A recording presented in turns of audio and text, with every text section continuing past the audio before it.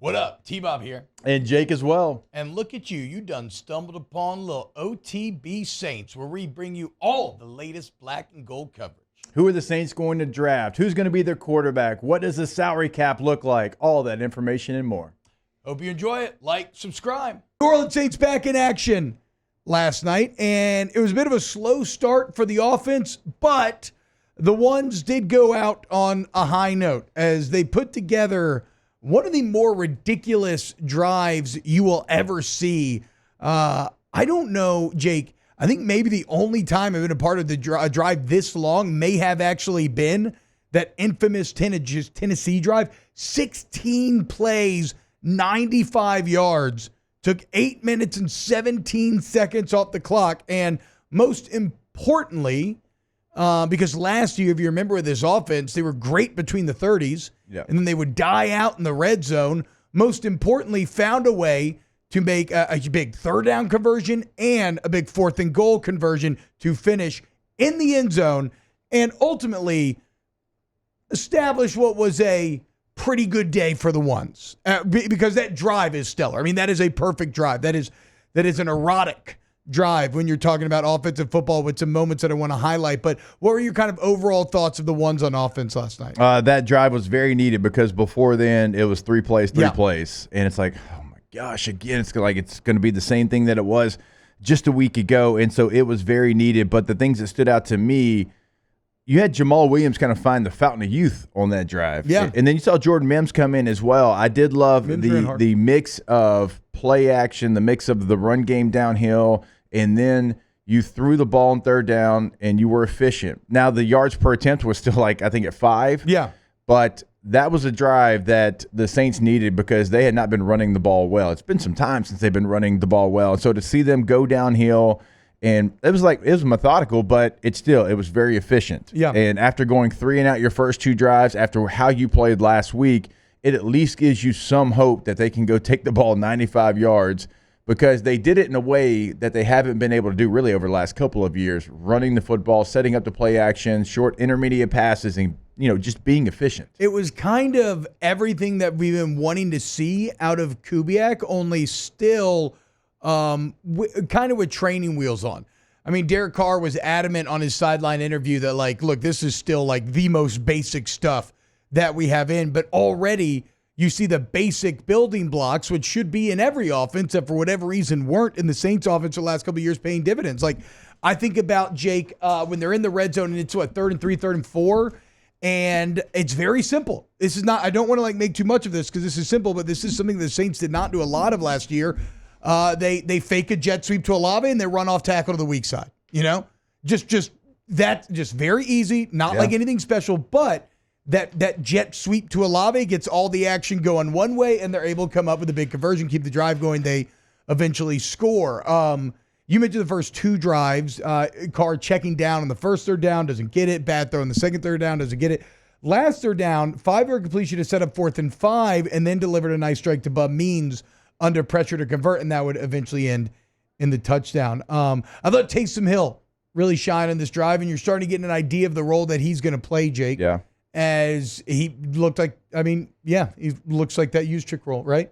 I mean, they got him out here lead blocking. They got him at tailback at times. They lined him up at receiver. And the blocking still hit or miss. He had that great ISO lead. I can't remember what exactly it was, but that great one-on-one with the linebacker. But then I think it was a couple plays later, he was on a combo block. He got too involved with his outside hand. Guy ends up shooting the gap for a TFL. And that's probably one of those things, T, that you and I, we did it for so long in combo blocks. We know, hey, if you put that extra hand in there too long, you're going to get got. But think about, this is new to him. So, in his mind, he was a quarterback at BYU. He was an All-American type quarterback at BYU when he was healthy. Then he comes to the NFL, and he does a lot of different things, but they weren't lead blocking. No. And so now, he's in his 30s, and this is all new to him. And I remember when I was moving to fullback from tailback, I was like, all right, crush the guy as hard as you can, and that's your responsibility, when in fact it's not like a combo block. It's you give him over to the other guy, you keep your hand free, and then you go to your responsibility. Yes. You need to keep you never want to get that outside shoulder turned in Jake's talking. You want to stay square to the line.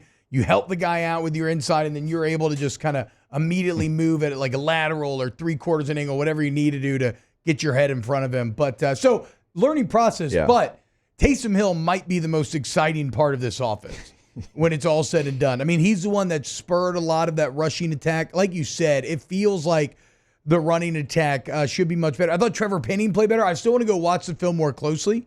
I still don't love his form, but it was more effective. He had a couple really nice run blocks. The Hill ISO especially, he had a great, strong inside hand, just boom, like we've kind of been looking for. And the last part of that great drive that I would highlight, I love what they did coming out of the review. Again, very simple stuff, but a level of competence that maybe hasn't been there, or an attention to detail where the refs are reviewing it and the Saints are immediately ready. Coming out of their review, they're lined up the ball, they quick snap it to the fullback, touchdown, right? Yeah. There's a decisiveness that that's been missing, and that's a credit to Klint Kubiak. I thought it was very well. I did as well, and I thought that Trevor Penning was better, but I thought Lucas Patrick was much better than he was in week number 1. I think that's a veteran player, new team, and he was the guy that we're kind of talking about, like, okay, who do you turn to if these guys struggle?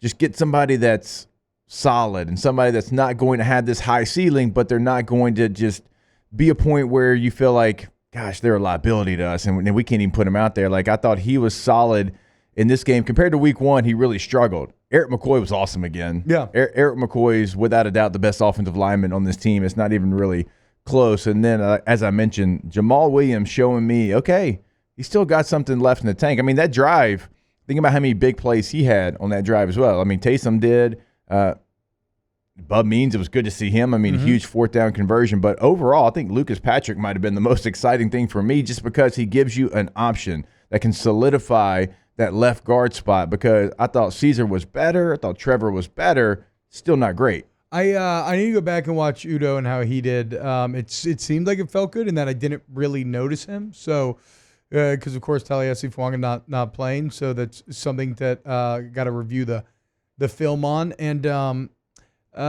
who's the rookie running back? Why am I blanking? What about Jordan Mason Tipton? Wait, no, that's a receiver. No, that's a receiver. No, who's Jordan?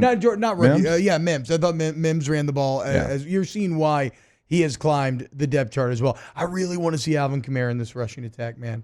I hope the Saints and him, I don't know if it's injury, contract, whatever, hope they get it figured out so he can get back in here. Wow, just amazing black and gold takes right there, Jake. I don't think I've ever heard any takes that are better than the two guys that just gave you that take. And you can keep getting them by going ahead and liking, subscribing, ringing the bell to get notifications when we post. Have a great day. We'll see you on the next OTB Saints.